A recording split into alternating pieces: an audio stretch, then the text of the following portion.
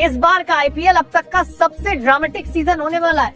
खबर आई है कि चेन्नई सुपर किंग्स संजू सैमसन को अपनी टीम में शामिल करना चाहती है। जी हाँ, वही संजू सैमसन, राजस्थान रॉयल्स के कप्तान, जो इस वक्त शानदार फॉर्म में है। लेकिन मामला इतना आसान नहीं है। अगर सीएसके को संजू सैमसन को लेना है तो उन्हें अपने दो बड़े खिलाड़ियों में से किसी एक को छोड़ना पड़ सकता है। अब सवाल है वो कौन होगा। सूत्रों के मुताबिक चेन्नई ने 3 नामों पर विचार किया है: देवोल ब्रेविस, रविंद्र जडेजा और शिवम दुबे। इनमें से किसी एक को राजस्थान भेजा जा सकता है और बदले में संजू सैमसन पीली जर्सी पहन सकते हैं। चेन्नई की इंटरनल मीटिंग 10 से 11 नवंबर के बीच तय है, जहां इस डील पर फाइनल फैसला होगा। मतलब कुछ ना कुछ बड़ा धमाका तो होने ही वाला है। अब जरा 2 संभावित नामों पर नजर डालते हैं। देवोल ब्रेविस, जिन्होंने बतौर खिलाड़ी पिछले सीजन में ठीक प्रदर्शन किया, पर टीम वैसी चमक नहीं दिखा पाई जैसी धोनी के दौर में दिखती थी। बल्लेबाजी में वो अब भी टॉप क्लास हैं। रविंद्र जडेजा, टीम के दिल की धड़कन, लेकिन हाल में उनके और फ्रेंचाइजी के बीच कुछ मतभेदों की खबरें आई थी। क्या जडेजा फिर से राजस्थान की नीली जर्सी में नजर आएंगे, जहां से उनका आईपीएल सफर शुरू हुआ था? रिपोर्ट तो ये भी कहती है कि सीएसके मैनेजमेंट ने जडेजा से पर्सनली बात की है और जड्डू ने भी साफ कहा है, मुझे कोई आपत्ति नहीं है, जो टीम के लिए बेहतर हो वही करो। अब ये बयान सुनकर तो सब सोच में पड़ गए। क्या ये प्रोफेशनल अप्रोच है या एक इमोशनल फेयरवेल की शुरुआत?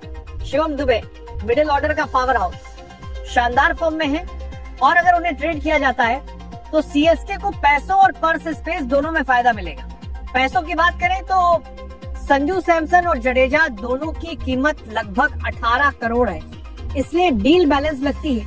वहीं शिवम दुबे 12 करोड़ के खिलाड़ी हैं, तो उनके साथ थोड़ी अतिरिक्त रकम जोड़कर ट्रेड हो सकता है। राजस्थान के लिए भी ये डील फायदेमंद है, क्योंकि वो किसी ऐसे खिलाड़ी की तलाश में है जो मैच विनर भी हो और टीम को नई लीडरशिप दे सके। अब सबसे बड़ा सवाल, अगर संजू सैमसन वाकई सीएसके में आ गए तो धोनी के बाद कप्तान कौन बनेगा? क्या ये चेन्नई के नए युग की शुरुआत होगी? अब चलते हैं मुंबई की तरफ, जहां एक और बड़ा ड्रामा पनप रहा है। बीसीसीआई ने साफ कर दिया, हर टीम को 15 नवंबर तक अपनी रिटेंशन लिस्ट सौंपनी होगी, क्योंकि 15 दिसंबर को होने जा रहा है आईपीएल 2025 का मिनी ऑक्शन। मुंबई इंडियंस की कप्तानी फिलहाल हार्दिक पांड्या के हाथों में है, लेकिन सच कहा जाए तो हार्दिक की लीडरशिप पे वो पुराना एमआई वाला दम कहीं खो गया है। टीम का बैलेंस बिगड़ा हुआ है और नतीजे भी फीके रहे। अब खबर है कि मुंबई इंडियंस 5 बड़े खिलाड़ियों को रिलीज करने की तैयारी में, और यही 5 नाम पूरे सोशल मीडिया पर चर्चा में है। पहला नाम रीस टॉपलिंग, 75 लाख में खरीदे गए, लेकिन सिर्फ 1 मैच खेले और असर फीका रहा। अब लगभग तय है कि अगले सीजन में वो ब्लू जर्सी में नहीं दिखेंगे। दूसरा नाम दीपक चहर, 9 करोड़ 2025 लाख का कॉन्ट्रैक्ट, लेकिन 14 मैच में सिर्फ 11 विकेट। न नई गेंद से न डेथ ओवर्स में असर दिखा पाए, मुंबई उनसे उम्मीद पूरी नहीं कर पाई। तीसरा नाम रॉबिन मिंस, युवा विकेट कीपर, लेकिन 2 मैचों में सिर्फ 6 रन, 65 लाख का खिलाड़ी, पर हालिया एक्सीडेंट के बाद फॉर्म और फिटनेस दोनों गिर गई। चौथा नाम मुजीबुर रहमान, 2 करोड़ में रिप्लेसमेंट के तौर पर आए थे, लेकिन उन्हें भी सिर्फ 1 मैच मिला। टीम बैलेंस की वजह से शायद उनका मुंबई सफर खत्म हो जाए। पांचवा नाम मिचेल सैंटनर, 2 करोड़ में खरीदे गए, खेले 13 मैच, लेकिन 10 विकेट और सिर्फ 40 रन।